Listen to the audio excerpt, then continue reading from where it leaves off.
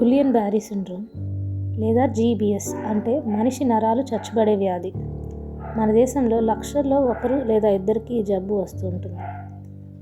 అయితే రీసెంట్గా పూణేలో కొంచెం ఎక్కువ కేసెస్ నమోదవడం చూసాం.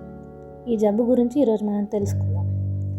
ఏదైనా బ్యాక్టీరియల్ ఇన్ఫెక్షన్ లేదా వైరల్ ఇన్ఫెక్షన్, ఉదాహరణకి క్యాంపైలోబాక్టర్ జెజుని అనే బ్యాక్టీరియల్ ఇన్ఫెక్షన్ వచ్చినప్పుడు లేదా ఏదైనా ఫ్లూ వచ్చినప్పుడు ఆ తర్వాత మన బాడీలో ఉన్న రోగ నిరోధక శక్తి కణాలు మన నరాల్ని అటాక్ చేస్తే అప్పుడు ఈ జబ్బు వస్తుంది.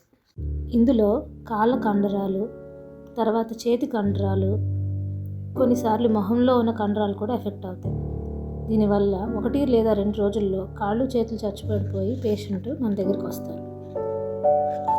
కొన్నిసార్లు ఓన్లీ నడక తేడాతో వస్తారు. కొన్నిసార్లు పూర్తిగా పెరాలిసిస్ అయిపోయి మంచం మీద పడి వస్తారు.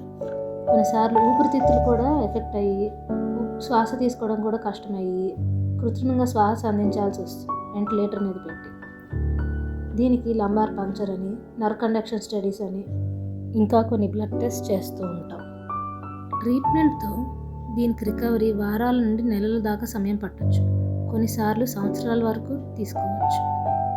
అయితే దీని గురించి మనం తీసుకోవాల్సిన జాగ్రత్తలు: కాచి చల్లార్చిన నీరు త్రాగడం, తినే ఆహారం శుభ్రంగా ఉండేలా కాయగూరల్ని, పండ్లని కడుక్కొని తినడం, బాగా వండి తినడం, తినే ముందు చేతులు శుభ్రంగా కడుక్కోవడం, ఆరోగ్యమైన ఆహారం, పళ్ళు, కాయగూరలు తరచుగా తీసుకోవడం వంటివి చేయాలి.